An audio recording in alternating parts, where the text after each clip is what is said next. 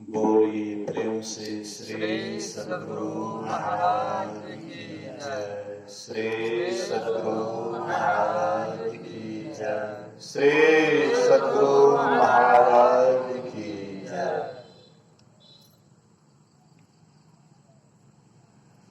अखंड मंडलाकारं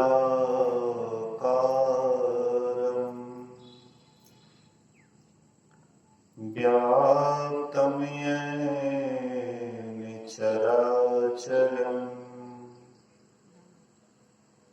तत्पदं दर्शितं येन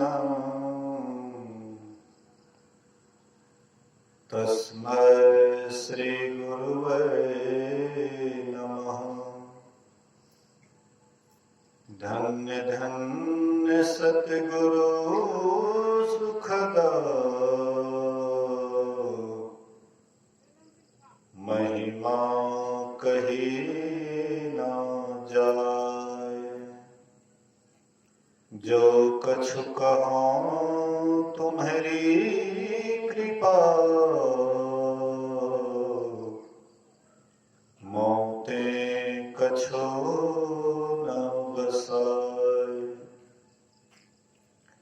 सर्वत्र सर्वदा वर्तमान सद्गुरु महाराज जी के पावन चरणों में कोटि कोटि नमन।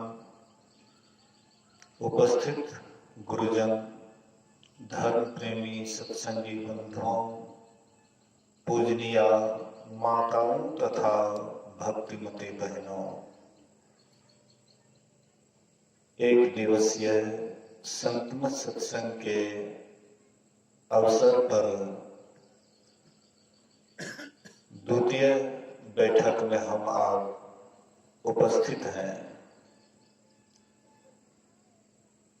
सुन रहे थे पंचम सोपान सुंदर कांड से, श्री रामचरितमानस से। तात स्वर्ग अपवर्ग सुख, धरिये तुला एक अंग। तुलना ताहि सकल मिले, जौ सुख लव सत्संग। हे तात, हे भाई, तात स्वर्ग अपवर्ग सुख। स्वर्ग को तो जानते ही हैं, और स्वर्ग एक ही नहीं, बहुत स्वर्ग है। और उन बहुत स्वर्ग में जो सुख मिलता है, जितने भी स्वर्ग हैं और जितने भी सुख मिलता है स्वर्ग में, अपवर्ग।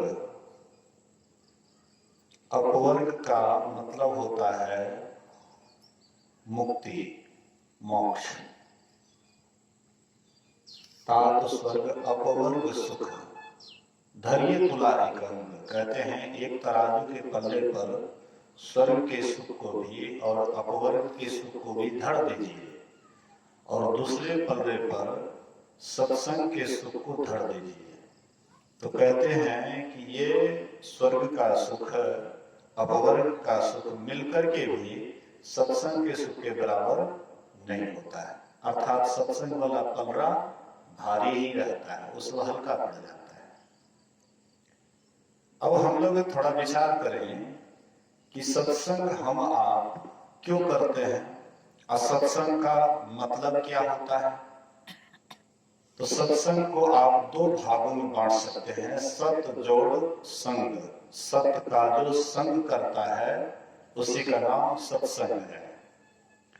और सत्य किसका नाम है? सत्य वह चीज है जिसका विनाश नहीं होता है, जो एक रस रहता है, जिसमें परिवर्तन नहीं होता है, उसी को हम आप सत्य कहते हैं।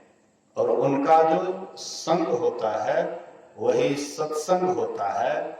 अब सत्संग यहाँ पर कहते हैं कि सत्संग जो होता है, सत्संग में जो सुख होता है, जितना पुण्य होता है, कहते हैं कि यहाँ स्वर्ग और अपवर्ग मिलाकर के भी उतना पुण्य नहीं होता है, सुख नहीं होता है। अब हम लोग यहाँ पर विचार करें कि स्वर्ग और अपवर्ग किसको कहा गया है। यहाँ पर सत्संग, असली सत्संग, परमात्मा से मिलन, यही सत्संग। वा इधर भी कहते हैं कि स्वर्ग और अपवर्ग के सुख को एक तराजू पर धर दीजिए। तो स्वर्ग के सुख को तो जानवे करते हैं, जैसे हम आप यहाँ पर रहते हैं और सुख सुविधा में रहना चाहते हैं।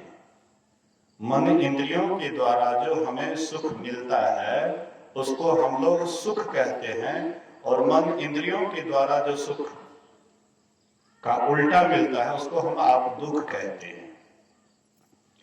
तो अगर हम यहाँ से शरीर छोड़ करके स्वर्ग जाते हैं तो वहां भी मन इंद्रियों वाला ही सुख है, याद रखिएगा बढ़िया से। ये शरीर भले ही छूट जाता है, लेकिन जैसे हम आप यहाँ पर मन इंद्रियों के द्वारा सुख को पसंद करते हैं, जो मन इंद्रियों को भाता है उसको हम सुख कहते हैं, और जो मन इंद्रियों के उल्टा है उसको हम दुख कहते हैं। और स्वर्ग में भी यही बात है। जितने भी देवी देवता हैं वे सब भी यही इंद्रियों के फेरे में पड़े हुए, मन के फेरे में पड़े हुए। वो भी चाहते हैं कि यही विषय से ही सुख शांति मिल जाएगी। इसलिए भगवान श्री राम को कहना पड़ा कि यही तम कर फल विषय न भाई।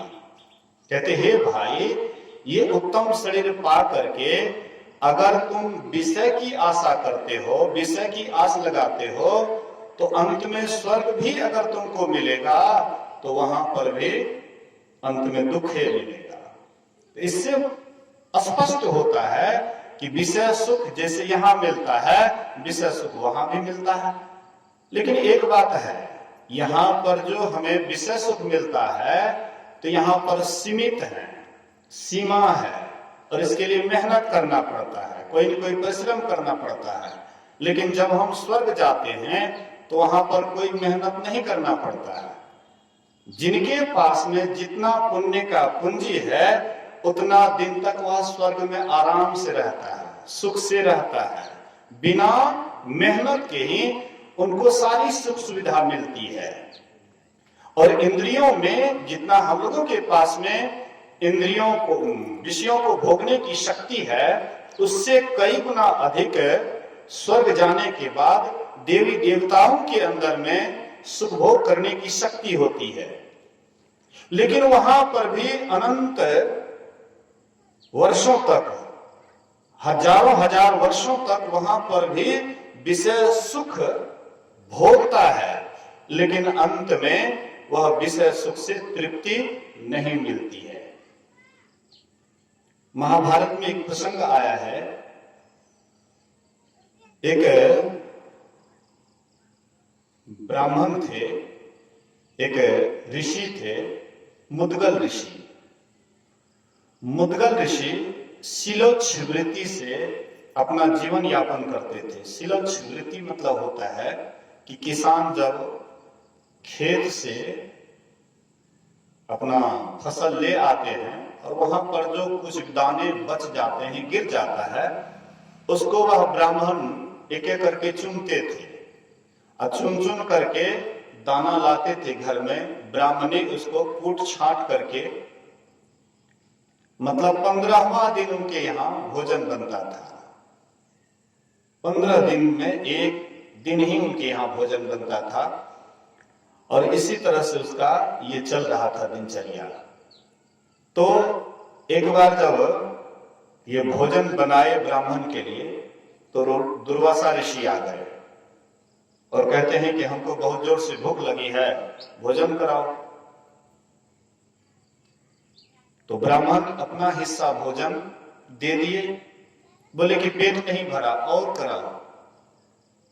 ब्राह्मणी अपना हिस्सा भी दे देती है, बोले कि और कसर है। पुत्र भी अपना हिस्सा दे दिए, उनके पुत्र वधू भी दे दिए। मतलब जितना भी भोजन बना हुआ था सब के सब भोजन जब कर गए तो बोले कि हाँ अब पेट भर गया। एक बार, 2 बार, 3 बार, 4 बार, इस तरह से 6 बार किए। अर्थात 3 महीने तक लगातार जब भी भोजन बन करके तैयार होता उधर से दुर्वासा ऋषि आ जाते, कहते हमको जोर से भूख लगी है, भोजन कराओ। 6 बार कर दिए, भोजन कर लिए, लेकिन मुद्गल ऋषि के चेहरे पर उदासी नहीं था, चेहरा तो पर भी प्रसन्न था। कोई कोई ऐसे भी समाज में लोग होते हैं कि दूसरे को भोजन करा करके वे प्रसन्न होते हैं, खुश होते हैं।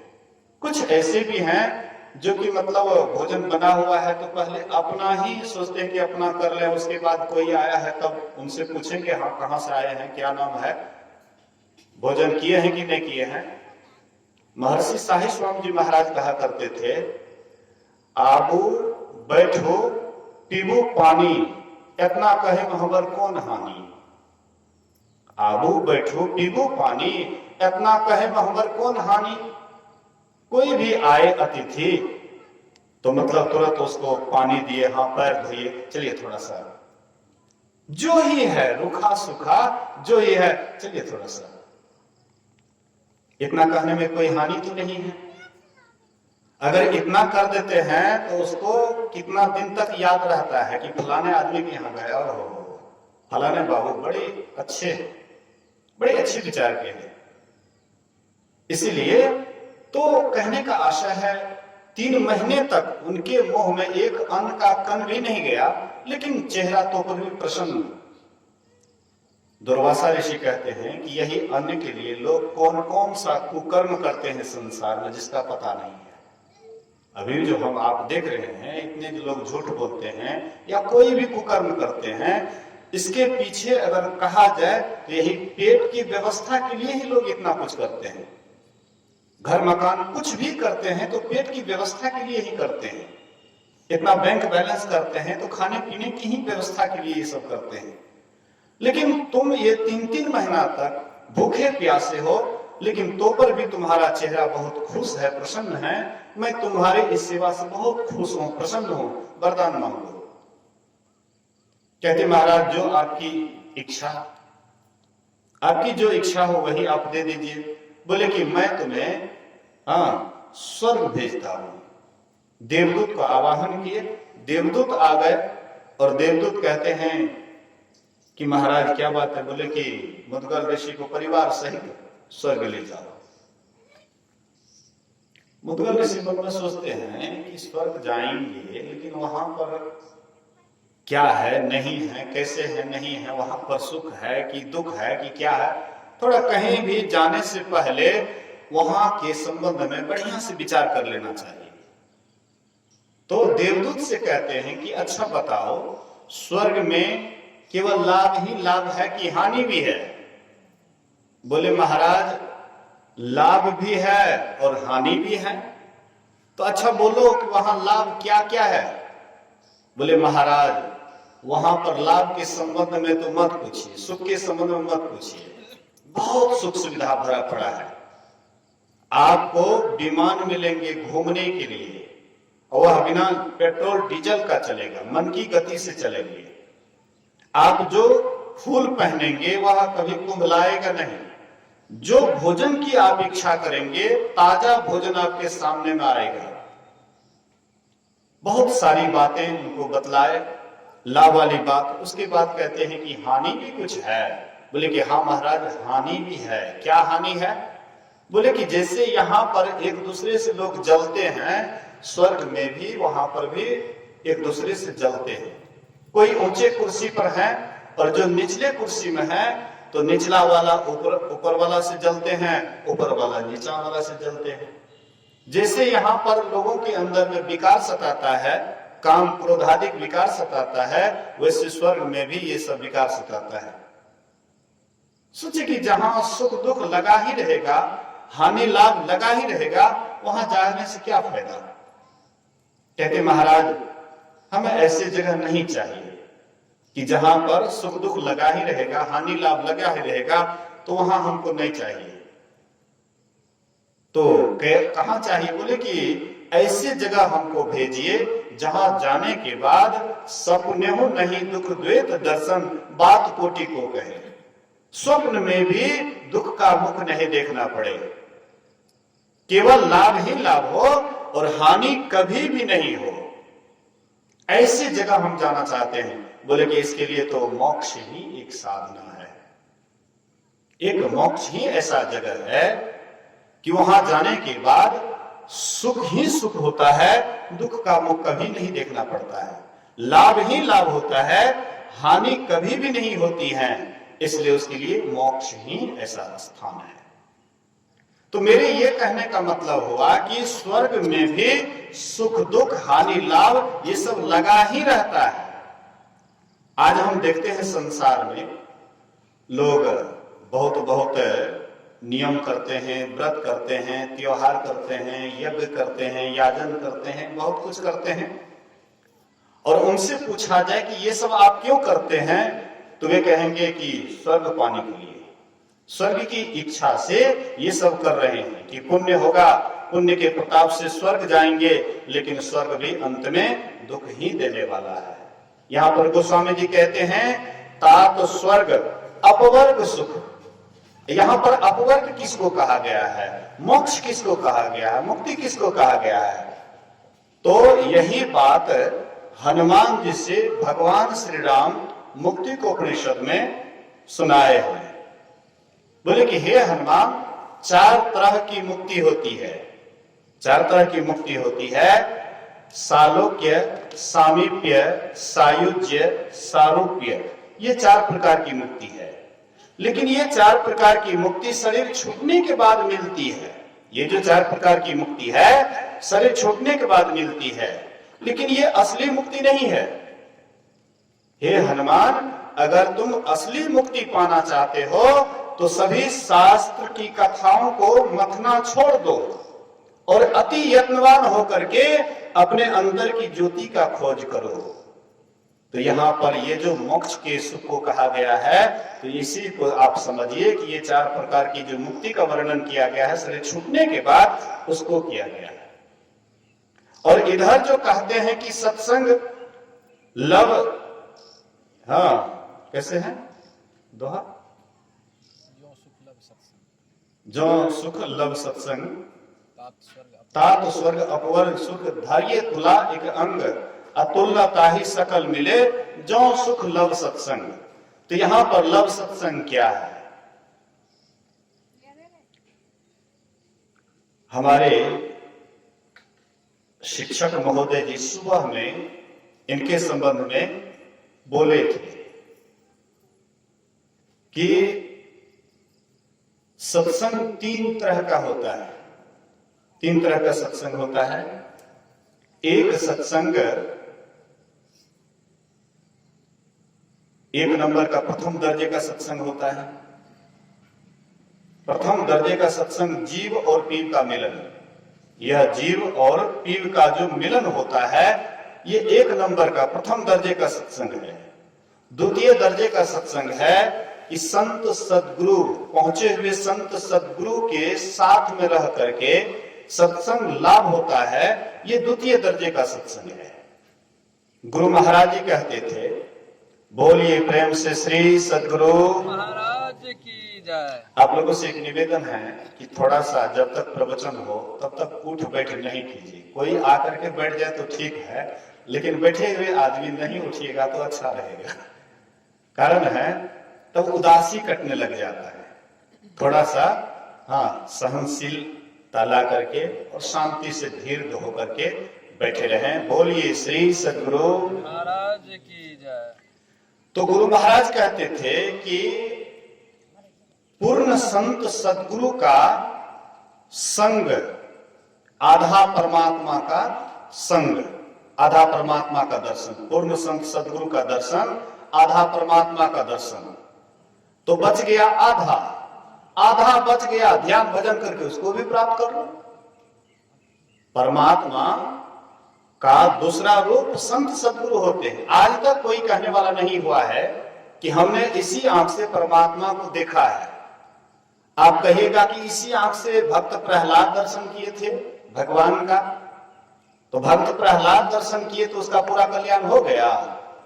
इसी आंख से ध्रुव दर्शन किए थे, क्या ध्रुव का पूरा कल्याण हो गया?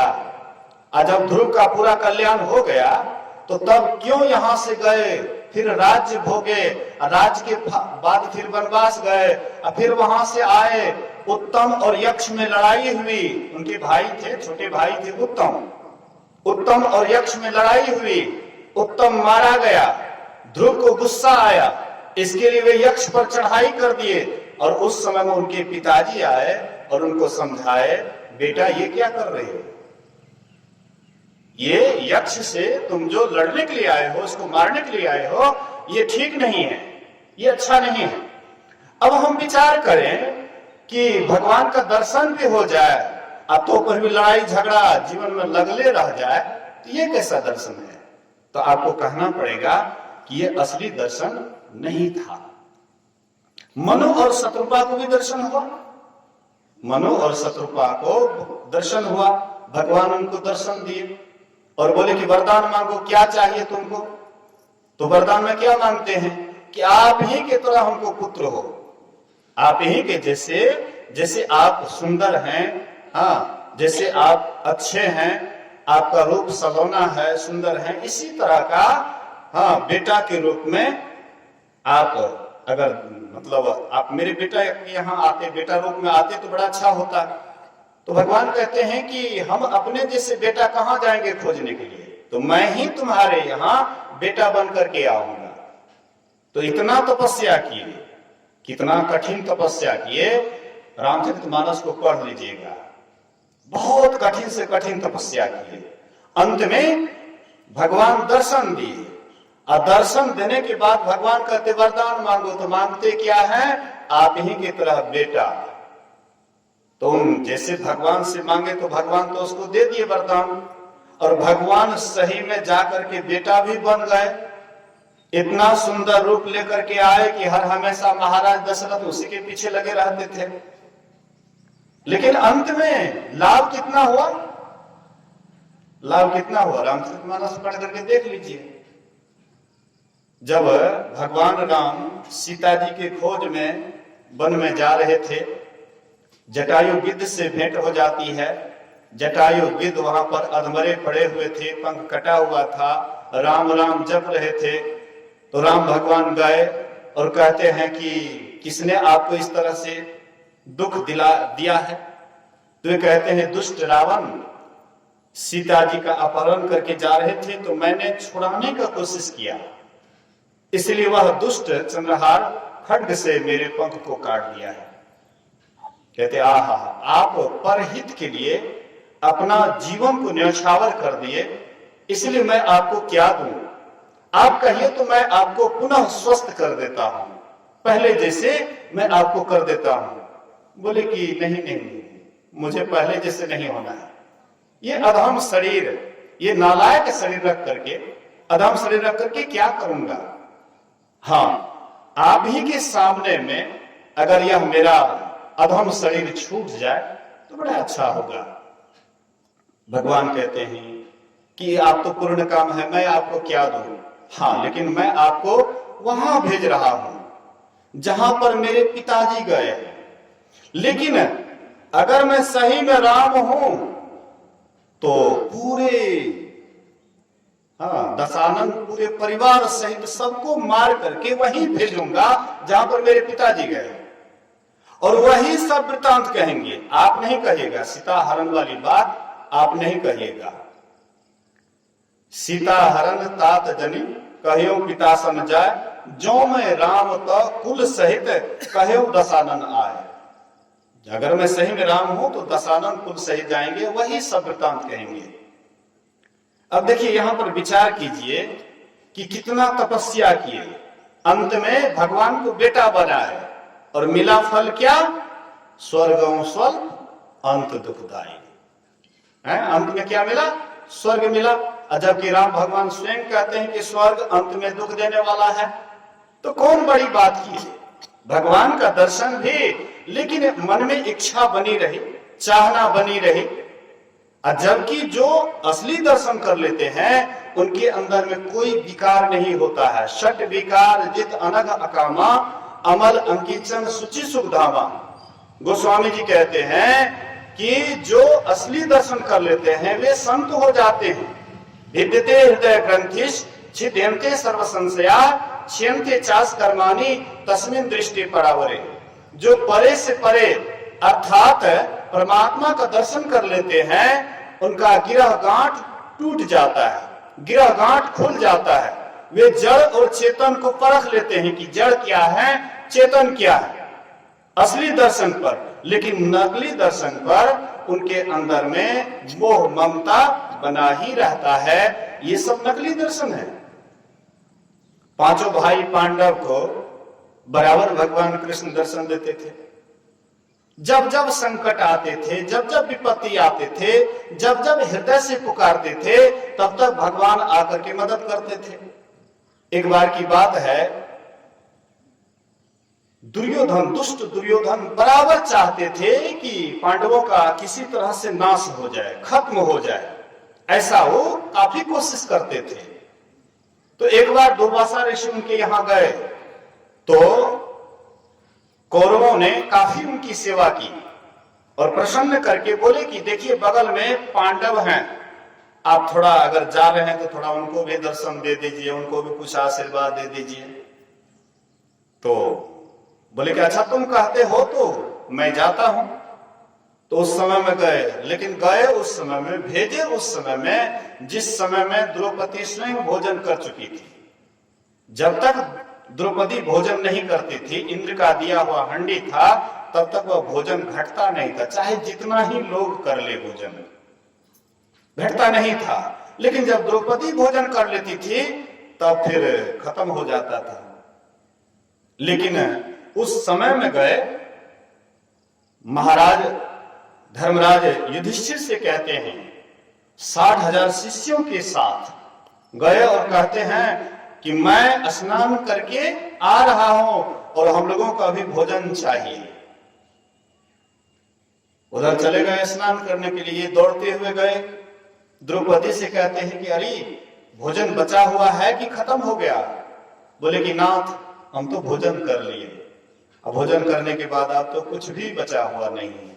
बोले कि देखो दुर्वासा ऋषि अभी कह करके गए हैं कि हमको भोजन चाहिए, अगर भोजन नहीं देंगे वे तो तुरंत श्रापे दे देंगे, अब क्या किया जाए?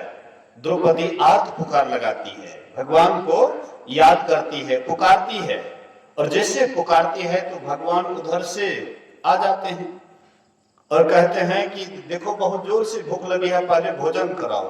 बोले कि प्रभु वही तो संकट हाँ मेरे पास था, इसलिए तो आपको याद किए, आप आते आते कहते हैं कि भोजन कराओ। बोले कि नहीं नहीं हमको बहुत जोर से भूख लगी, बात बाद में करूंगा, लेकिन पहले भोजन चाहिए।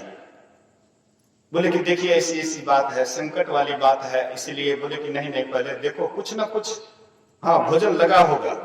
तो देखते हैं हंडी में तो एक साग का पत्ता लगा हुआ था। द्रौपदी कहती है कि आधा आप खा लीजिए और आधा पूरा संसार को खिला दीजिए। भगवान वह साग की पत्ती को मुंह में लेते हैं और डकार कर देते हैं, और जैसे डकार किए यहाँ वहां पर दुर्वासा ऋषि जो स्नान कर रहे थे नदी में, 60,000 शिष्यों के साथ सबको डकार पर डकार होने लगा। बोले कि अरे भाई अगर देख लेंगे धर्मराज युधिष्ठिर, वे जबरदस्ती हम लोगों को भोजन कराएंगे, इसलिए अब क्षुधा नहीं है, भोजन की क्षुधा नहीं है, इसलिए जल्दी से भागो यहां से। तो वहां से शिष्यों सहित भाग गए। ऐसी ऐसी बहुत घटना है कि भगवान कृष्ण आए और मदद किए हैं। जब महाभारत की लड़ाई शुरू होने वाली थी, शुरू हुआ नहीं था, होने वाली थी, तो भेजते हैं कौरवों की तरफ से दुर्योधन को भेजे और पांडवों की तरफ से अर्जुन को भेजे कि जाओ जा करके हाँ कृष्ण से मदद मांगना। तो ये दोनों जाते हैं भगवान कृष्ण के पास। तो भगवान कृष्ण जानते थे कि ये लोग आएंगे मदद मांगने के लिए, तो पहले से ही उनके लिए व्यवस्था कर दिए थे। सिरहाने में एक सोने का सिंहासन लगा दिए थे और अपना लेट गए थे, लेटे हुए थे। दुर्योधन आए, देखते हैं सिरहाने में हाँ सिंहासन लगा हुआ है, आराम से जाकर के बैठ गए। अर्जुन आए, अपने मान अपमान को नहीं देखे और जाकर के भगवान के पैर की तरफ, उनके पैताने में जाकर के बैठ गए। जब भगवान आंख खोले तो सबसे पहले पैर के ही तरफ नजर जाता है। देखते हैं अर्जुन को, अर्जुन से कहते हैं अर्जुन तुम कब आया? दुर्योधन कहते हैं कि मैं पहले आया। अर्जुन से भी मैं पहले आया। बोले कि आप पहले तो आए, लेकिन मेरी दृष्टि पहले अर्जुन की तरफ गई है, इसलिए अर्जुन को ही अवसर दिया जाए। वैसे भी आपका छोटा भाई है अर्जुन, इसलिए अर्जुन को मौका दिया जाए। तो भगवान कृष्ण कहते हैं कि एक तरफ मैं अकेले रहूंगा, उसमें भी युद्ध नहीं करूंगा, शस्त्र नहीं उठाऊंगा, और दूसरे तरफ 4 अक्षौणी सेना, नारायणी सेना रहेगी, वह अस्त्र शस्त्र के साथ युद्ध भी करेगी। इसलिए अर्जुन, तुमको पहला मौका दिया जाता है, बताओ तुम क्या लेना चाहते हो, 4 अक्षौणी सेना, नारायणी सेना, अथवा मुझे? तो अर्जुन सोच विचार करके कहते हैं कि प्रभु मैं आपको ही लेता हूं, मैं आपको ही लेता हूं। अर्जुन, इधर दुर्योधन मने मन सोच रहे थे कि अर्जुन कहीं 4 अक्षौणी सेना न ले ले, आई तो युद्ध भी नहीं करेंगे, अस्त्र शस्त्र भी नहीं उठाएंगे, निहत्था को लेकर के क्या करूंगा। लेकिन जब 4 अक्षौणी सेना नहीं लेकर के भगवान कृष्ण को ही अर्जुन जब ले लिए, तब दुर्योधन खुश होकर के, प्रसन्न होकर के वहां से जब चले जाते हैं, तो भगवान कृष्ण कहते हैं कि अर्जुन, मैंने तुझे मौका दिया लेकिन तू मौका का लाभ नहीं लिया। बोले कैसे प्रभु? बोले कि मैंने तुझे कहा कि 4 अक्षौणी सेना एक तरफ रहेगी और मैं अकेले एक तरफ रहूंगा। 4 अक्षौणी सेना अस्त्र शस्त्र के साथ युद्ध भी करेगी, लेकिन मैं युद्ध भी नहीं करूंगा। लेकिन तू मुझे ही लिया, सैनिक क्यों नहीं लिया? अर्जुन कहते हैं कि प्रभु आप हमको जांचते हैं, आप हमको परखते हैं, मैं आपको इसीलिए लिया हूं कि अपना जीवन के बागडोर आपके चरणों में सौंप दूंगा। बोलिए श्री सद्गुरु महाराज। ये जीवन के बागडोर सौंपना बड़ा ही कठिन काम है। जो गुरु भक्त गुरु के चरणों में अपने बागडोर, जीवन के बागडोर को सौंप देते हैं, फिर उनके संबंध में कहना क्या है, उनका जीवन इतना आनंद से खिल जाता है कि इसका उदाहरण नहीं दिया जाए। तो ऐसे ही अर्जुन कहते हैं कि मैं अपना जीवन की बागडोर आपके चरणों में सौंप दूंगा। इतना विश्वास था, लेकिन इतना विश्वास रहते हुए भी जब महाभारत की लड़ाई समाप्त हो जाती है, तब अर्जुन कहते हैं कि मुझसे बड़ा भूल हुआ है, मैंने बहुत पाप किया, और यह पाप को धोने के लिए मेरी इच्छा है कि मैं गंगा स्नान करूं, मैं गंगा स्नान करूं। तो रथ को लेकर के गए गंगा स्नान, गंगा के किनारे रथ को खोल दिए, अपना जो है चले गए उधर ऋषि मुनि का दर्शन करने के लिए। अर्जुन वहां पर तभी रथ पर ही बैठे हुए थे। 2 कुत्ता, एक उधर से आ रहा था, एक इधर से जा रहा था, और दोनों की मुलाकात वहीं पर हो जाती है। दोनों आपस में बात करने लगे। तो इधर से जो श्मशान से लौट रहा था, लेकिन उसका चेहरा उदास था।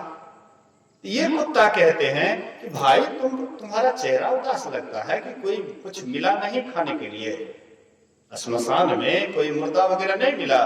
बोले मिला, लेकिन मैंने नहीं खाया। तो क्यों नहीं खाया? बोले कि मैंने सोचा कि उसके पैर को खाऊं, लेकिन पैर को सूंघा तो उससे दुर्गंध निकल रहा था। तो क्यों दुर्गंध निकल रहा था? तो वह पैर से चल करके कभी भी धार्मिक स्थान पर नहीं गया, कोई अच्छा जगह में नहीं गया। जब भी उसका पैर गया तो पाप वाला जगह में ही गया, कभी अच्छे जगह में नहीं गया। ईश्वर का दर्शन या गुरु का दर्शन या सत्संग ध्यान करने के लिए, अच्छा काम करने के लिए उसका पैर कभी बढ़ा ही नहीं, इसलिए पैर से दुर्गंध निकल रहा था, इसलिए मैंने नहीं खाया। इसके बाद हाथ के तरफ सूंघा तो हाथ से भी कभी दान पुण्य नहीं किया था, शुभ कर्म नहीं किया था, इसलिए उससे भी दुर्गंध निकल रही थी। तो फिर मुंह को सूंघा, मुंह से भी कभी परमात्मा का नाम नहीं लिया, गुरु का नाम नहीं लिया, इसलिए मुंह से भी दुर्गंध निकल रही थी। कहते हैं कि देखिए मैंने कैसा कुकर्म किया कि कुत्ता वाला शरीर में आया, और उससे भी वह नालायक का मांस खाता, तो कहीं कुत्ता से भी और नीच योनि में मुझे जाना पड़ता, इसलिए उसका मांस मैंने नहीं खाया। दूसरा कुत्ता कहता है कि देखो अर्जुन कितना नालायक है, कितना गया गुजरा है। जो विष्णु भगवान के अवतार भगवान कृष्ण हैं, उन्हीं के चरण से गंगा जी निकली है, अब देखो, ये अपना पाप धोने के लिए गंगा में स्नान करने के लिए आया है, लेकिन इनको पता नहीं है कि स्वयं भगवान विष्णु इनके साथ में रहते हैं, रथ वाहन है, रथ को चलाने वाले हैं। इन्हीं के चरणों में लौट जाते तो उससे तो कई गुना फल इनको वहीं पर मिल जाता। तब अर्जुन को होता, ओ हमसे बड़ी भूल हो गई, हमसे बहुत बड़ी गलती हो गई। मतलब मेरा कहने का ये आशय था कि पांचों भाई पांडवों को भगवान कृष्ण का बराबर दर्शन, लेकिन फिर भी देखिए पाप मुक्त नहीं हुए। महाभारत की लड़ाई समाप्त होने के बाद महाराज युधिष्ठिर भी बराबर रोते रहते थे और दिन रात कहते रहते थे कि हमसे बड़ा पाप हो गया है, हम बहुत बड़े पापी हैं, हमने इतने लोगों को संहार किया, मारा। दिन रात पाप पाप करते रहते थे। तो भगवान कृष्ण भी बहुत समझाए, लेकिन जब नहीं समझे तो महर्षि क्या ना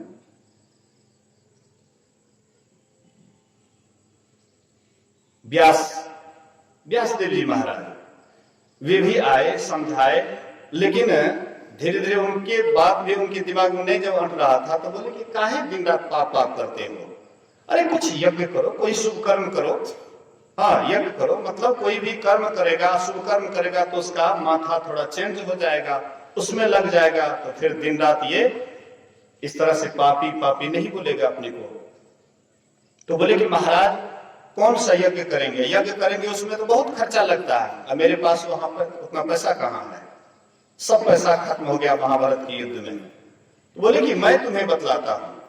तुम्हें बतलाए, सतयुग में राजा मरुत यज्ञ किए थे और इतना ब्राह्मणों को दान दिए कि ब्राह्मण वह दान नहीं ले जा सके, तो वह दान दिया हुआ जो धन था उसको पहाड़ की गुफा में गाड़ दिए थे। तो जैसे जैसे बतलाए व्यासदेव जी महाराज वैसे वैसे किए, यज्ञ किए, हाँ, लेकिन फिर भी उसका पूरा का पूरा कल्याण हुआ, ऐसी बात नहीं है। स्वर्गारोहण पर्व को पढ़िएगा, स्वर्गारोहण पर्व में ये 5 भाई और साथ में युधिष्ठिर, द्रौपदी, ये 6 हिमालय यात्रा की तरफ, स्वर्ग की तरफ चलते हैं, यात्रा करते हैं। रास्ते में जाते जाते हिमालय में द्रौपदी सबसे पहले गिर जाती है। और जैसे द्रौपदी गिरती है तो भीम कहते हैं कि भैया द्रौपदी गिर गई। बोले कि हाँ, हम 5 भाई इनके पति थे, लेकिन ये बराबर अर्जुन की ही पक्षपात करती थी, इसी पाप के कारण द्रौपदी गिर गई। फिर और आगे बढ़ते हैं, सहदेव गिर जाता है। बोले कि भैया सहदेव भी गिर गया। बोले कि हाँ, उनको भी पंडिताई का घमंड था कि हम बहुत जानते हैं, पंडित वाला घमंड था, इसलिए वह गिर गया। फिर आगे बढ़ते हैं, नकुल गिर जाता है। बोले कि भैया नकुल भी गिर गया। बोले कि हाँ, उनको भी अपने सुंदरता का घमंड था, इसीलिए गिर गया। और आगे बढ़ते हैं, अर्जुन गिर जाता है। बोले कि भैया अर्जुन भी गिर गया। बोले कि हाँ, इनको भी गांडीव धनुष का बड़ा अहंकार था, जितना मुंह से बोलता था उतना कर नहीं पाता था, इसलिए गुरु महाराज कहते थे कि उतना ही बोलो जितना करो और उतना मत बोलो जितना कर नहीं पाओ। इस कारण से अर्जुन गिर जाता है। फिर और आगे बढ़ते हैं, भीम गिरने लग जाता है। कहते भैया मैं भी गिर रहा हूं। बोले कि हाँ, तुम भी अपने बल के सामने में किसी को कुछ नहीं समझता था। एक बार भीम सरोवर में कुल्ला कर रहे थे, तो कुल्ला करने के क्रम में उसी में कुल्ला करते थे, थूक खखार भी उसी में फेंकते थे। एक नवयुवक उधर से आता है और कहते हैं कि ए भाई कौन है? अरे सरोवर से लोग पानी पीते हैं, इसलिए इस सरोवर को स्वच्छ रहना चाहिए, पवित्र रखना चाहिए, और इसी में तुम कुल्ला करते हो, इसी में थूक खखार फेंकते हो। लेकिन उनके बात को भीम ध्यान नहीं दिए। वो भी युवक कोई साधारण नहीं था। एक हाथ दिए गला पर और दूसरा दिए कमर पर, फुटबॉल की तरह उठा लेते हैं और उठा करके जाने लगे समुद्र में फेंकने के लिए। जैसे समुद्र के किनारे पहुंचते उधर से भगवान कृष्ण आ गए और कहते अरे भाई ये क्या कर रहे हो? अरे ये कौन है जानते हो? बोले कौन है? बड़ा दुष्ट है ये, इसको मैं जानता हूं, बड़ा दुष्ट है। ये उस सरोवर में कुल्ला कर रहा था, थूक खखार फेंक रहा था, लेकिन मैं कुछ कह रहा था तो ये मेरी बात पर ध्यान नहीं देते थे। इनको बड़ा घमंड है बल का, इसलिए मैं इसको समुद्र में फेंकूंगा। बोले अरे तुम नहीं जानते हो, ये तुम्हारे दादाजी हैं। जैसे सुने कि मेरे दादाजी हैं, तुरंत उनको नीचे रख दिए और चरण पर गिर जाते हैं, कहते क्षमा कर दीजिए।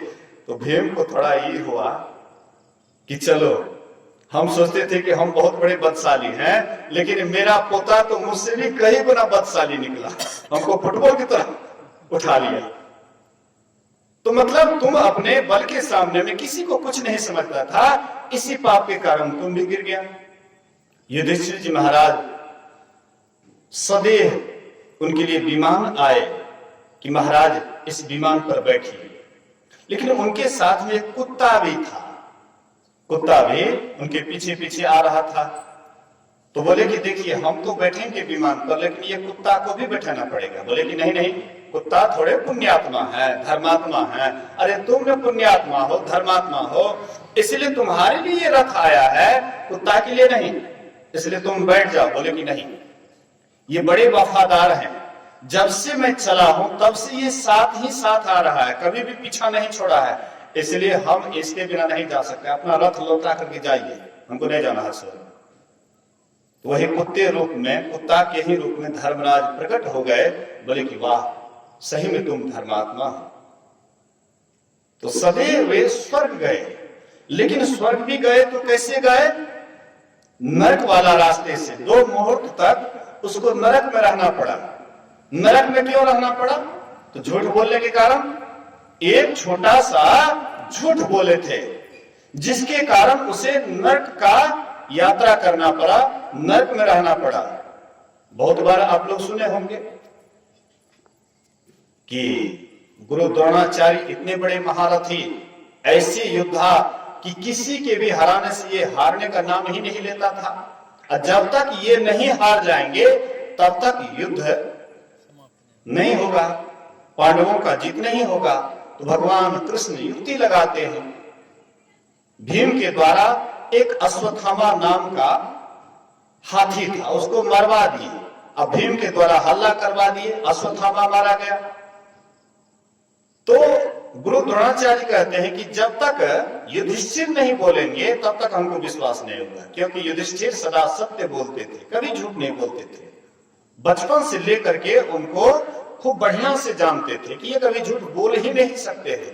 लेकिन भगवान कृष्ण का दबाव, चारों भाई का दबाव, जितने भी योद्धा थे सबका दबाव कि नहीं नहीं बोलना पड़ेगा, नहीं तो अधर्म का ही विजय हो जाएगा, धर्म हार जाएंगे। हाँ, धर्म पर अधर्म भारी हो जाएंगे, इसलिए धर्म को जिताने के लिए आपको झूठ बोलना पड़ेगा। जबरदस्ती दबाव में दबाव डाल करके वे बेचारे झूठ तो बोले, लेकिन हाँ डायरेक्ट झूठ नहीं बोले, इनडायरेक्ट झूठ बोले। हम लोग तो डायरेक्ट झूठ बोलते हैं। बोलिए श्री सद्गुरु। सत्संगी हैं, सत्संगी बन जाते हैं, दीक्षा ले लेते हैं, लेकिन की करबे बाबा, झूठ तो बोले पड़े से। ओहो में महिला माँ बहन के तो झूठ बोले पड़े से। बाल बच्चा पैसा मांगे छे, छुपा के रखने रहे छे, कभी कोनो विशेष जरूरी लागते आ जब विशेष मांगे लगे छे तो आप करबे की बाबा, कुछ न कुछ राखे पड़े छे झूठ बोल के। पुरुषों कम नहीं से महिला सब। बोलिए श्री सद्गुरु महाराज की जय। पुरुष तो छेबे कर ले, लाइसेंसी, ये लाइसेंसी है, लेकिन माँ बहनें झूठ नहीं भी बोलेगी क्योंकि घर में रहती है। और मैं देखता हूं कि पुरुषों से अधिक माताओं में ध्यान के प्रति, साधना के प्रति, सत्संग के प्रति अधिक श्रद्धा है। कारण क्या है? उनको बाहर नहीं जाना पड़ता है, झूठ फूस ज्यादा नहीं बोलना पड़ता है, अपना किचन में ही रहती है, घर आंगन में ही काम करती है। कमाने वाले झूठ फूस बोल करके जहां तहां से जैसे तैसे लाए, उनको क्या मतलब है? लेकिन अगर वह चाहेगी तो खूब बढ़िया से साधन भजन कर सकती है, खूब बढ़िया से ध्यान भजन करती है। कुछ ऐसे महिला हैं जो साधन भजन में बहुत अच्छी प्रगति की है। तो मेरे कहने का ये आशय है कि लोग झूठ बोलते हैं, डायरेक्ट झूठ बोलते हैं, लेकिन वहां पर इनडायरेक्ट झूठ बोले। महाराज युधिष्ठिर इनडायरेक्ट झूठ बोले। अश्वत्थामा नरो हतो वाह कुंजरो, तो कुंजरो के समय में धीमी गति से बोले, अश्वत्थामा नाम का हाथी या नर, अश्वत्थामा नाम का हाथी या नर। लेकिन जिस समय में अश्वत्थामा हतो नरो, नरो जब बोले तो जोर से बोले, कुंजरो बोले तो धीमी गति से बोले, मतलब लगा करके झूठ बोले, लेकिन उसका परिणाम उसको मिल गया। नरो ना कुंजरो है नरो ना कुंजरो नरो ना कुंजरो कि नरो वा कुंजरो? नरो ना अश्वत्थामा हतो नरो ना वा कुंजरो। वाह वाह हमरा ख्याल से, हाँ बहुत भक्तों से सुन ले चाहिए, वाह होना चाहिए। अश्वत्थामा नाम का हाथी या नर, कपड़ा जलता नीचे में नीचे में अलग हटा बोलिए प्रेम से श्री सद्गुरु महाराज की जय। जीवन में, पूरे जीवन में युधिष्ठिर जी महाराज यही एक झूठ बोले थे, कभी भी झूठ नहीं बोले थे। उनके जीवन को बढ़िया से पढ़िएगा महाभारत, कहीं पर भी वे झूठ नहीं बोले थे। और धर्मात्मा इतने बड़े थे कि महाभारत के युद्ध में उनका रथ का पहिया धरती का स्पर्श नहीं करता था, ऊपरी ऊपर उनका पहिया चलता था। लेकिन जैसे झूठ बोले उसी समय में रथ का पहिया तुरंत धरती का स्पर्श करने लग जाता। इतने बड़े धर्मात्मा और कितने पुण्यात्मा थे युधिष्ठिर जी महाराज, जिसका कि अंदाजा हम आप नहीं लगा सकते। बड़े पुण्यात्मा, लेकिन एक छोटा सा झूठ बोलने के कारण उनको नरक का यात्रा करना पड़ा। जबकि भगवान कृष्ण के बुलाने पर बोले थे, अपने मन से झूठ नहीं बोले थे। भगवान कृष्ण दबाव डाले जबरदस्ती, नहीं तुमको बोलना पड़ेगा, उनके दबाव में झूठ बोले, लेकिन भगवान कृष्ण भी उनको नरक से नहीं बचा पाए। इससे पूरा स्पष्ट होता है कि सगुण रूप का आपको दर्शन कितना ही हो जाए, लेकिन इससे आपका पूरा कल्याण नहीं होगा। लेकिन सगुण के अंदर में जो रहने वाला है निर्गुण, उनका अगर एक बार दर्शन हो जाए तो फिर तो आपका परम कल्याण ही हो जाएगा। निर्गुण रूप सुलभ अति, सगुण जान नहीं कोई, सुगम अगम नाना चरित, सुनि मुनि मन ब्रह्म होय। निर्गुण रूप सुलभ अति, निर्गुण को सुलभ बतलाया है और सगुने को कठिन बतलाया है। जो निर्गुण को समझ जाते हैं तो वह सगुण उसके लिए एक नटी के समान हो जाता है। यथा अनेक वेश धरी, नृत्य कराए नट कोय, सोई सोई भाव दिखावे, आपुन होय न सोए। तो वह निर्गुण स्वरूप का दर्शन कैसे होगा, कहाँ जाने से होगा? इसी के लिए ऋषि मुनि कहते हैं कि अंतर साधना करना पड़ेगा, ध्यान करना पड़ेगा। यदि शैल समम पापम विस्तृणम बहुयोजनम भिद्यते ध्यान योगेन नान्यो भेद कदाचन।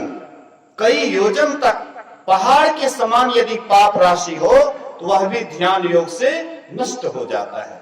इनके समान पापों का नाश करने वाला अभी तक कुछ नहीं हुआ है। तो कुछ लोग ऐसे भी सोचते होंगे कि अगर ध्यान करने से पाप नाश हो जाता है, एक तरफ हम ध्यान भी करें और दूसरे तरफ अगर छोटा मोटा पाप भी हो जाए तो कोई बात नहीं है, इधर पाप होगा और ध्यान करेंगे इधर नाश हो जाएगा। हाँ, 2 घटो 2 और बराबर 0। गुरु महाराज कहते हैं कि देखो ऐसा नहीं होता है। एक तो जो ध्यान करते हैं वे पाप से अपने को हटा करके रखते हैं, और जो पाप करते हैं उनसे तो ध्यान होता ही नहीं है, उनका मन चंचल हो जाता है। जो पाप करते हैं उसका मन चंचल हो जाता है, उसका मन ध्यान में एकाग्र नहीं होता है। एकाग्रता के लिए पापों से बचना अति अनिवार्य है। गुरु महाराज कहते हैं, जो निज घट रस चाहो, अगर अपने भीतर में परमात्मा का आनंद पाना चाहते हो तो अपने को 5 पाप से हरदम खूब बचाओ, हर हमेशा 5 पाप से बचाते रहो। बहुत आदमी मन में सोचते हैं कि संत मत सत्संग में जाते हैं ना तो सबसे पहले कहता है कि सदाचार, शिष्टाचार, सुचियाचार का पालन करो। आई कलयुग में तो ये सब होने वाला है नहीं, इसलिए बाबा आपके भक्ति को हम खारिज करते हैं, इसलिए हम लोग अलगे एक भक्ति का नमूना खड़ा कर देते हैं। सीधे भगवाने को हम अगर गुरु बना लेंगे, भगवाने के शरण में चले जाएंगे तो हमारा उद्धार हो जाएगा। लेकिन ऐसा कभी नहीं हुआ है। बिन दया संतन की में ही जानना इस राह को, हुआ नहीं होता नहीं वो होनहारा है नहीं। इसलिए अगर अपने भीतर में चलना चाहते हैं, हाँ संसार में अगर आप धन के पीछे झूठ बोलते हैं तो धन तो हो सकता है, झूठ बोलने से धन हो सकता है, लेकिन भीतर में आप थोड़ा सा भी आप आगे नहीं बढ़ सकते हैं। भीतर जाने के लिए तो आपको 5 पाप का बिल्कुल त्याग करना पड़ेगा। इसलिए जो निज घट रस चाहो, तो अपने को 5 पाप से हरदम खूब बचाओ। अपने को हर हमेशा 5 पाप से बचाते रहो। है एक झूठ, नशा है दोसर, अतेसर पर के नारी हो। कहते पहला क्या है? झूठ। गुरु महाराज कहते थे कि झूठ एक ऐसा झोली है कि कभी भरने का नाम ही नहीं लेता है। बचपन से लेकर के बुढ़ापे तक झूठ बोलते रहते हैं, लेकिन झूठ से कभी भी हमारा मन उबता नहीं है। और पाप करते करते मन हट जाता है, उब जाता है, लेकिन झूठ से कभी भी उबता नहीं है। इसलिए सांच बराबर तप नहीं, झूठ बराबर पाप। जाके हृदय सांच है, ताकि हृदय आप परमात्मा उन्हीं के हृदय में निवास करते हैं, वास करते हैं जिनका हृदय सच्चा होता है। एक चोर था, तो चोर चोरी करता था, उनका वही व्यवसाय था। तो बराबर चोरी करने के लिए वह जाता था। एक दिन भगवान बुद्ध का सत्संग हो रहा था, तो भगवान बुद्ध सत्संग में सुना रहे थे कि पंचशील का पालन करना चाहिए, अर्थात झूठ, चोरी, नशा, हिंसा और व्यभिचार, इन 5 पाप का त्याग करना चाहिए। तो वह चोर भी सत्संग सुनता है बगल से, और जब सत्संग की समाप्ति होती है तो वह चोर आ जाता है, भगवान बुद्ध को प्रणाम करते हैं और कहते हैं कि मैं चोर हूं, मैं चोरी करता हूं तो परिवार का भरण पोषण होता है, चोरी करना छोड़ दूंगा तो फिर परिवार भूखे मर जाएंगे, मैं चोरी करूंगा ही। लेकिन और कुछ अगर आप आदेश दीजिए, उपदेश दीजिए तो मैं इसको मानूंगा। बोले कि चोरी करेगा ही? बोले कि हाँ चोरी तो करवे करेंगे। अच्छा आज से झूठ मत बोलना, क्या तुम इसका पालन करोगे? बोले कि हाँ ये हो सकता है, आज दिन से मैं झूठ नहीं बोलूंगा लेकिन चोरी करूंगा। अच्छा कोई बात नहीं। तो वह चोर 12 बजे रात को राजा के यहां जाते हैं। गेटमैन पूछते हैं कहां जा रहे हो? बोले कि चोरी करने। गेटमैन सोचता है कि भला कभी कोई चोर कहेगा चोरी करने के लिए जा रहा हूं, अरे कोई राजा का खास आदमी होगा इसीलिए मजाक कर रहा है, ऐसे बोल रहा है। तो गेटमैन अंदर जाने के लिए दे दी। अंदर गए, तिजोरी से सोना चांदी जो भी हुआ माल हाथ लगा, ले लिए, कोठरी बांध लिए, उधर से निकलने लगे। फिर पूछते हैं कहां से आ रहे हो? बोले कि चोरी करके आ रहा हूं। बोले कि वो चोर कभी कहेगा चोरी करके आ रहा हूं? शायद राजा साहब से भेंट किए होंगे, राजा साहब तोहफा के रूप में इनको विदाई किए होंगे। वह चला जाता है। सुबह होने के बाद तिजोरी में देखते सोना चांदी गायब। पूछने लगते हैं दरबारी से कि अरे भाई ऐसी घटना घट गई, क्यों, कैसे? तो कहते हैं कि ऐसी ऐसी बात है, रात में एक आया था, मैंने उनसे पूछा कि आप कौन हो? तो बोले कि मैं चोर हूं। तो मैंने सोचा कि कभी चोर कहेगा चोरी, मैं चोर हूं। और उधर से जब लौट रहे थे चोरी करके, तो फिर भी मैंने पूछा कि कहां से आ रहे हो? तो चोरी करके आ रहा हूं। शायद मुझे लगा कि आपने कुछ उसको तोहफा के रूप में दिया है। तो राजा साहब पूरा राज्य ढिंढोरा पिटवाते हैं कि कौन ऐसे व्यक्ति हो, कौन ऐसे चोर हो कि पूछने पर हाँ मैं चोरी करने के लिए जा रहा हूं और उधर से लौटने पर चोरी करके लौट रहा हूं, कौन हो? तो उसी सभा वह चोर था, बोले कि मैं वह चोर हूं। तो भाई चोर कभी कहता है कि मैं चोरी करने के लिए जा रहा हूं, चोरी करके आ रहा हूं, तो ऐसा क्यों बोलते हो? बोले कि मैंने भगवान बुद्ध के सत्संग में गया था और भगवान बुद्ध ने कहा कि ठीक है चोरी करते हो तो ठीक है, लेकिन सत्य बोलना, कभी झूठ मत बोलना। तो महाराज मैंने जो बोला एकदम सत्य बोला है, उसमें तनिक भी झूठ नहीं बोला। राजा बहुत खुश हुए और इतना प्रसन्न हुए राजा कि उनको इतना धन दौलत दे दिए कि उसका चोरी ही सदा के लिए समाप्त हो गया। चोरी क्यों करते हैं? अगर यहाँ पर थोड़ा सा हम अगर विचार करें, चोरी क्यों करते हैं? तो धन के अभाव में चोरी करते हैं। महाराज युधिष्ठिर भी कई हजारों हजार ब्राह्मणों को रोज भोजन कराते थे, और वह भी सोने के थाली में, साधारण थाली में नहीं, स्टील या फुली के थाली में नहीं, सोने के थाली में। गुरु महाराज जी को भी एक भक्त दिए थे सोने की थाली, कटोरी, ग्लास, सबके सब सोने का था। गुरु महाराज जी केवल एक दिन बहुत अनुरोध करने पर, भक्तों ने काफी अनुरोध किया, हुजूर बहुत मेहनत से लाए हैं, बहुत खर्च करके लाए हैं, हुजूर हुजूर, बहुत मतलब अनुनय विनय किए। गुरु महाराज एक दिन भोजन किए थे, बाद बाकी उसको रख दिए। तो वही सोने के थाली में महाराज युधिष्ठिर भोजन करवाते थे ब्राह्मणों को। तो एक गरीब ब्राह्मण था, क्या किए, थाली धो करके या झोला में ले लिए, चोरी करके चले गए। युधिष्ठिर जी महाराज जब पता करते हैं तो आकर के भंडारी बोले कि महाराज एक थाली चोरी हो गई है। पता करने लगे कौन ब्राह्मण है, कौन है, कौन है। पता करने के बाद पता लग जाता है कि फलाना ब्राह्मण यह थाली की चोरी किए हैं। तो उसको क्या दंड दिया जाए? भगवान कृष्ण से पूछते हैं उसको दंड क्या दिया जाए? बोले कि इसका फैसला मैं नहीं करूंगा, चलो मेरे साथ। राजा बलि है, राजा बलि ही इसकी फैसला करेंगे, वही तुमको इसका सही फैसला देंगे। तो दोनों मिलकर के गए राजा बलि के पास। राजा बलि से कहते हैं कि महाराज ऐसी सी बात है, एक ब्राह्मण चोरी किया है, लेकिन ब्राह्मण है इसलिए दंड देना उचित नहीं होता है, लेकिन किया है चोरी इसलिए दंड भी देना चाहिए। तो महाराज क्या करें? तो राजा बलि कहते हैं कि तुम्हारे राज्य में गरीबी है, गरीबी के कारण वह ब्राह्मण चोरी किए हैं। तुम कैसे राजा हो कि प्रजाओं को ठीक से नहीं देखते हो? वह गरीबी दूर करो, चोरी सदा के लिए दूर हो जाएगा। मतलब कहने का, चोरी करते हैं धन के अभाव में, लेकिन वही चोर सत्य बोले तो उसका चोरी भी सदा के लिए खत्म हो गया। तो अगर हम एक सत्य का अगर पालन करें, सच्चाई के साथ चलें, तो शायद हमारे अंदर में कोई भी दुर्गुण नहीं रह पाएगा। इसलिए मनियारपुर में, मनियारपुर जब आप जाएंगे, इधर अखिल भारतीय भी है, 5, 6, 7 नवंबर अखिल भारतीय भी है। तो वहां पर एक दीवार पर लिखा हुआ है, बाप रे बाप, झूठ बोलना महापाप। मतलब झूठ सबसे बड़ा पाप है, इसलिए झूठ नहीं बोलना चाहिए। तो कहते हैं एक झूठ, नशा है दूसरा। दूसरा कौन है? नशा। नशा भी बहुत तरह के हैं। उधर के लोग नशा करते हैं तो सत्संगी सोचते हैं कि सबसे गया गुजरा है, देखो ना नशा करता है।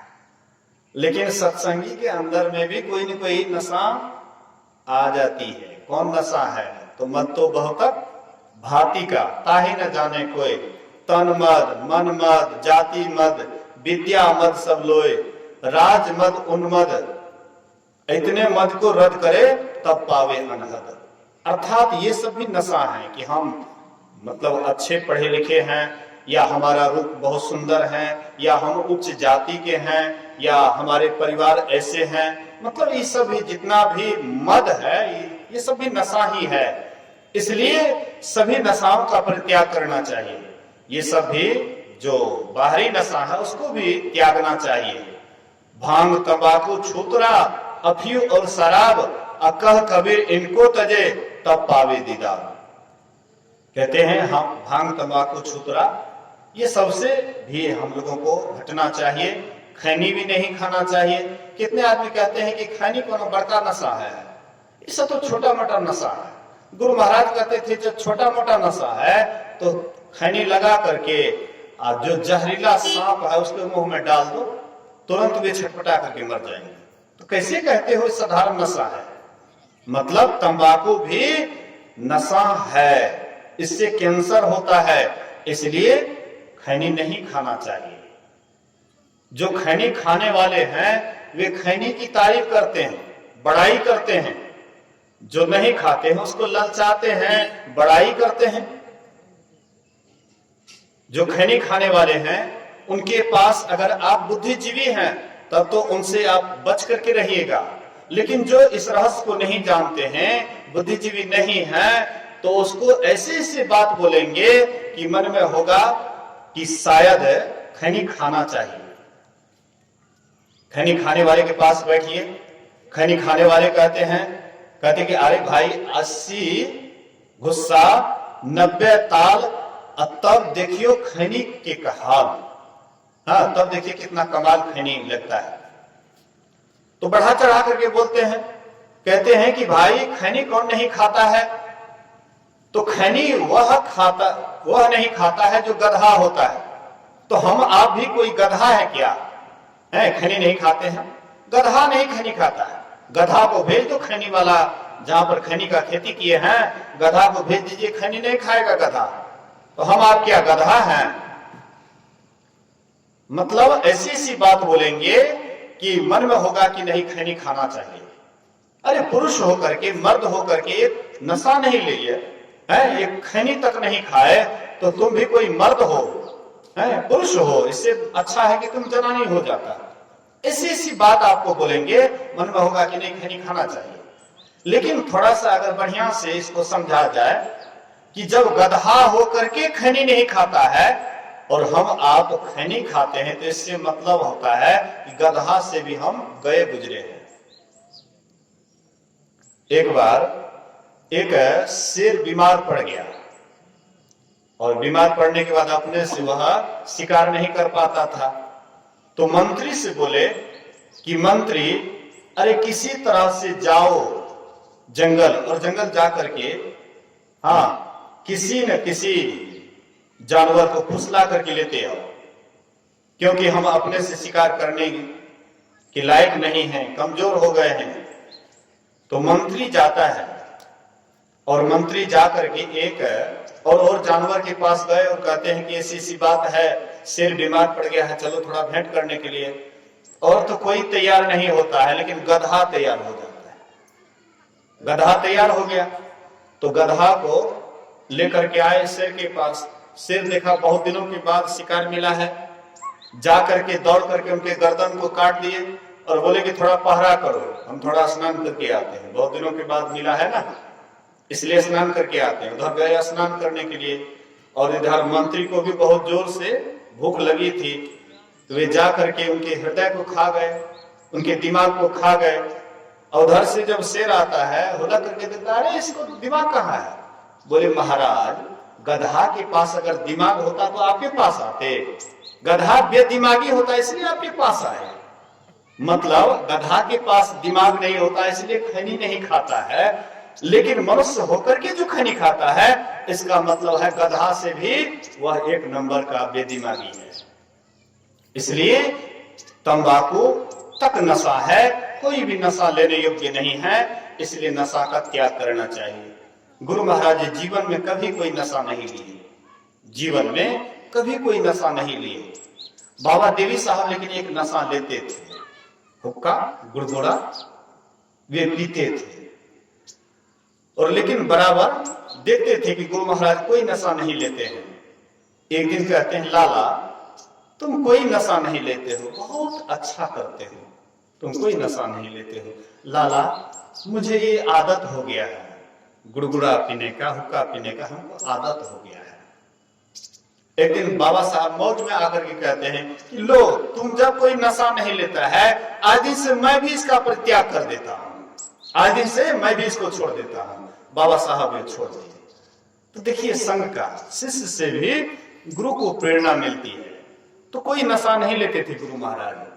कहीं पर अगर गुरु महाराज जी को बासा दिया जाता था, अगर कहीं पर छिपा करके भी तंबाकू वगैरह रखा हुआ रहता, तो गुरु महाराज जी कहते थे कि इधर कोई नशा है, उल्टी वगैरह भी होने लग जाता था। गुरु महाराज कहते बढ़िया से देखो, कोई न कोई नशा कहीं न कहीं कोई छिपा करके रखे, और खोजने पर मिल ही जाता था।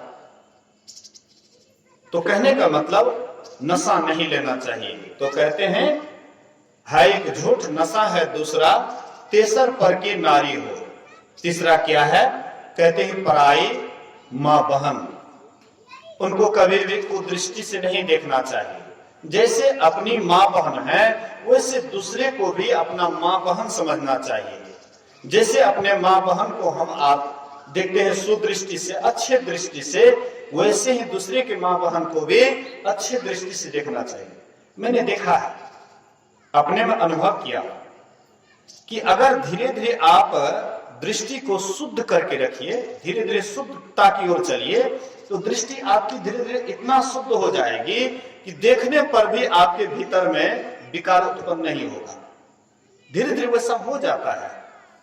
मतलब आप जैसे अपने दृष्टि को बनाना चाहें, धीरे धीरे गलती की ओर अगर आप अपने ख्याल को ले जाएं तो गलती में जाते जाते ऐसे आप एक नंबर के आप मतलब दुष्टता आपके अंदर आ जाएगी, इतना इतना अवगुण आपके अंदर आ जाएंगे कि हद को आप पार कर जाएंगे। एक नंबर का कामी बन जाएंगे, एक नंबर का क्रोधी बन जाएंगे, एक नंबर का लोभी बन जाएंगे। लेकिन धीरे धीरे अगर वही विचार को थोड़ा चेंज कर दीजिए, पलट दीजिए, बदल दीजिए, तो देखिएगा कि आपकी दृष्टि किसी के ऊपर भी पड़ेगी तो जल्दी आपके अंदर में विकार उत्पन्न नहीं होगा। ऐसा मैंने खुद अनुभव किया है। इसलिए संत महापुरुष कहते हैं कि दूसरे की मां बहन को अपना मां बहन समझो। परमात्मा एक ही पत्नी रूप में भेजते हैं। आपको जीवन जीने के लिए एक साथी चाहिए। अकेले जीवन जीना दुर्लभ हो जाता है, कठिन हो जाता है। इसलिए परमात्मा एक साथी बना देते हैं, जीवन साथी बना देते हैं। पुरुष पुरुष के साथ सदा नहीं निभाता है। देखिएगा, कोई भी पुरुष पुरुष के साथ सदा नहीं निभाता है, लेकिन स्त्री और पुरुष में ऐसा संबंध हो जाता है कि जीवन भर तक एक दूसरे के साथ निभा लेते हैं। लेकिन अगर हम आप एक को ही पत्नी के रूप में देखें, अब बाद बाकी जितनी भी माँ बहनें हैं सबको पवित्र हृदय करके और दूसरे के प्रति अपनी माँ बहन की दृष्टि अगर रखेंगे तो आपके अंदर में हृदय में पाप विचार नहीं आएगा। और पाप विचार जिसके हृदय में नहीं आता है उनसे ध्यान खूब बढ़िया होता है। पाप विचार आने पर जब भी आप ध्यान पर बैठिएगा तो वही पाप विचार ही आपके भीतर में घूमते रहेंगे, मानस पटल पर वही घूमते रहेंगे। लेकिन पाप विचार अगर आप नहीं आने देते हैं, उसको नहीं घुसने देते हैं, तो आप निश्चिंत होकर के आराम से ध्यान कीजिएगा और ध्यान में भी बढ़िया मन लगेगा। इसलिए कभी भी बुरी दृष्टि से दूसरे के मां बहन को नहीं देखना चाहिए। खास करके फेसबुक वगैरह जो चलाता है तो उस पर अक्सर लोग उल्टे दिमाग के होते हैं। मैं भी चलाता हूं, लेकिन अब मैं देख लिया हूं, हाँ, तो धीरे धीरे जो सात्विक विचार के लोग होते हैं वे हमसे जुड़ जाते हैं और पहले ही मैं उसको मैसेज में भेज देता हूं, जय गुरु महाराज। जो उसके प्रेमी है, गुरु महाराज के प्रेमी हैं, वो मुझसे स्नेह कर लेते हैं। और जो उनसे उनके प्रेमी नहीं हैं, जो राम के प्रेमी हैं, उनसे स्नेह हो जाता है। जो काम के प्रेमी हैं वो हमसे दूर हट जाते हैं। सब अनुकूल अपने अनुकूल खोजते हैं साथी। इसलिए आप भी अपने मनोवृत्ति को अगर चेंज कर दीजिएगा तो शायद आपकी भी दृष्टि इतनी पवित्र हो जाएगी कि दूसरे के ऊपर कभी भी बुरा नजर नहीं जाएगा। इसलिए परदारा निज माता जान। गांव देहात में हम देखते हैं या सुनते हैं कि कुछ लोगों की पत्नी होती है, अपनी पत्नी होती है, लेकिन वह पराई स्त्री से प्रेम करते हैं। कितने को अपना पति होते हैं लेकिन वह पराये पुरुष से प्रेम करती है। लेकिन ये कभी भी नहीं करना चाहिए। ऐसा दुर्विचार कभी भी नहीं करना चाहिए। एक अपने पति पर रखें, एक पत्नी पर रखें। अगर एक दूसरे के प्रति इस तरह से जीवन भर अगर आप रहिएगा तो आपका हृदय शुद्ध रहेगा, पवित्र रहेगा। अगर साधु महात्मा की बात को नहीं मानिएगा, संतों की बात को नहीं मानिएगा, मनमाना कीजिएगा, तो कबीर साहब फटकार भी सुना देते हैं। पर नारी पैनी छुड़ी मत कोई लाओ हाथ, और 10 रावण के सिर गए पर नारी के साथ। रावण बहुत बड़ा विद्वान, उनसे बढ़ करके उसमें पंडित नहीं था, वेद वेदांत के बड़े ज्ञाता, लेकिन मां सीता को कुदृष्टि से देखे, जिसका कारण हुआ कि 10 सिर वाला रावण का भी धराशाही हो गया, वो भी मिट्टी में मिल गया। तो हम लोग तो एक सिर वाले, वे तो 10 सिर वाले थे, लेकिन वह